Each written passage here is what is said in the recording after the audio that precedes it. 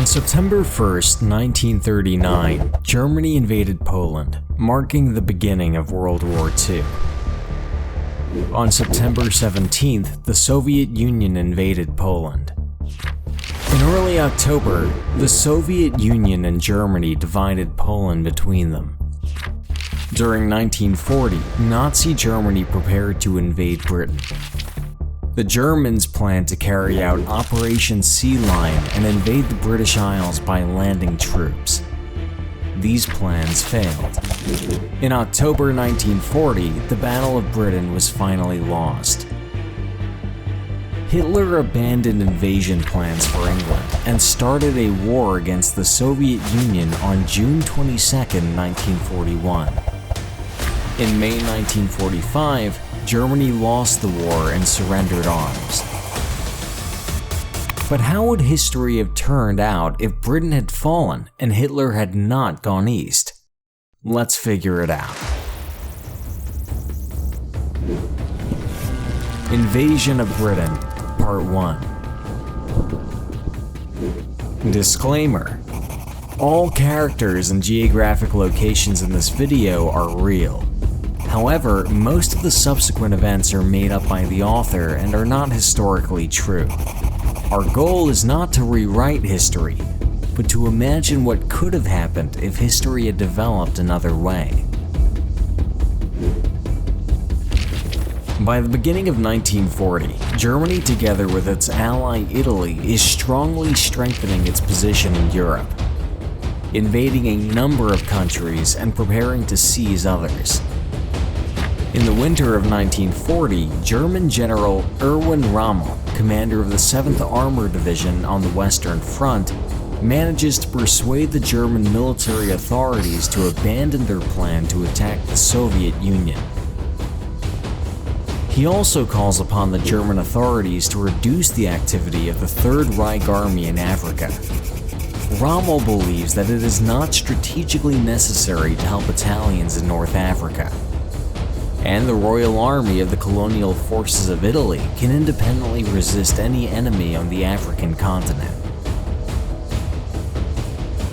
Rommel thinks that if he has strong military pressure on Britain and Europe, its troops will fall away from the African colonies and will not be able to resist the Italians. On February 15, 1940, in his statement to the German authorities from a patriot of the country, Rommel writes, "To this date, Greater Germany has only two enemies, the Communists in the East and the British in the West, and we need to make the most important choice in the history of our homeland, either to liberate the world from communism or avenge the results of the Great War. A two-front war can also be successful, but it will be risky and does not have any guarantees.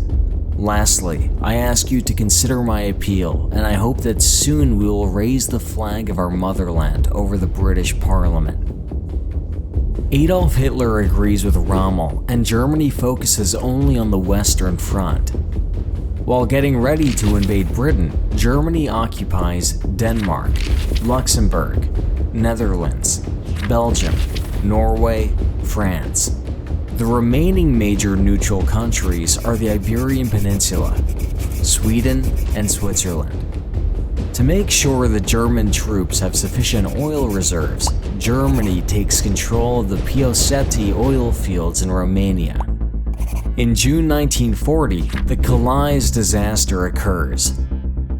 In May, over 300,000 British and French soldiers are surrounded in Dunkirk. Realizing that he simply can't let the enemy troops escape, General Rommel concentrates the army of the Luftwaffe and artillery along the coast, where British and French forces are awaiting to be evacuated. The British authorities decide to mount a rescue operation by sea from Calais. Sustaining terrible losses, British troops reach the Calais coast. However, the British managed to evacuate only 10% of the soldiers. Knowing that those who are left have no more chances to survive, the British authorities decide to surrender the army. On June 1, 1940, General Harold Alexander signs the instrument of surrender, and about 150,000 British and French troops surrender. On June 13, 1940, Germany invades Paris. Soon, on June 23rd, Hitler arrives there and gives a speech, ending it with words partially borrowed from Rommel's letter. "I promise you that German soldiers will be celebrating Christmas in London, and the Great Germany flag will fly over the British Parliament building." On July 2nd, Spanish Foreign Minister Ramon Serrano Sr., who is a silent opponent of Spain entering into an alliance with Germany, dies in Madrid. Sunir's death is rumored as if it isn't an accident, but an assassination organized by Otto Skorzeny, the legendary German spy and saboteur. On July 22nd, the ruler of Spain, General Franco, meets with Adolf Hitler on the border of France and Spain.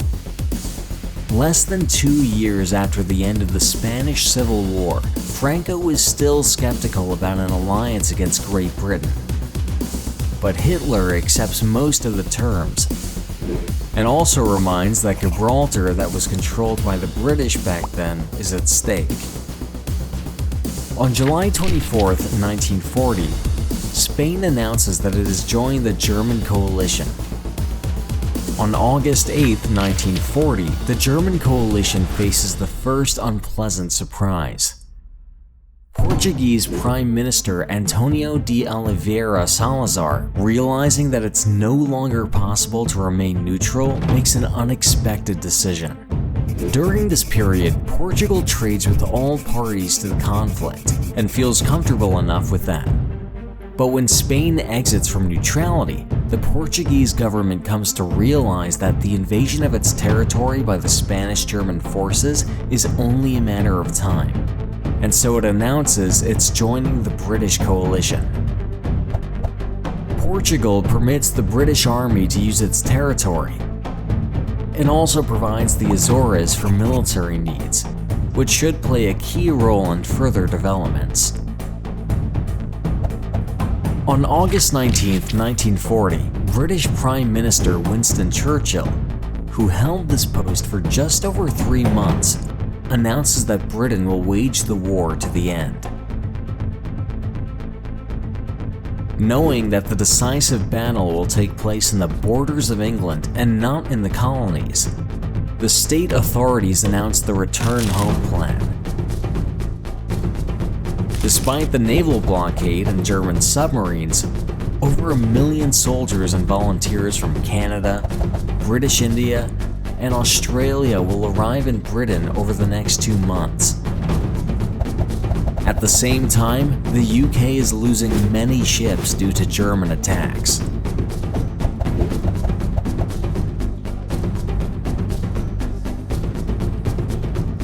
On September 2nd, Franklin Roosevelt, the US president, announces full support for Great Britain, but refuses the US entry into the war due to its unpreparedness, and they need at least 1.5 to 2 years to get ready.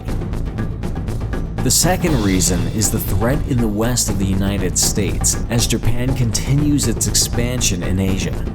According to many politicians, it's just a matter of time when exactly the American Hawaiian Islands will be attacked. By October 1st, 1940, Germany is ready to attack Britain.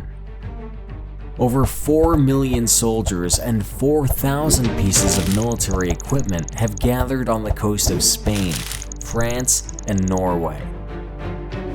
The British coastline has turned into a real fortress. The Battle of Britain was about to begin. What will happen next? Please subscribe to the channel so as not to miss the second part.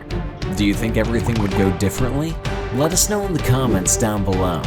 If you have any ideas for new videos, share them in the comments. The video of the Battle of the USA coming soon. Stay tuned. Let's create history together.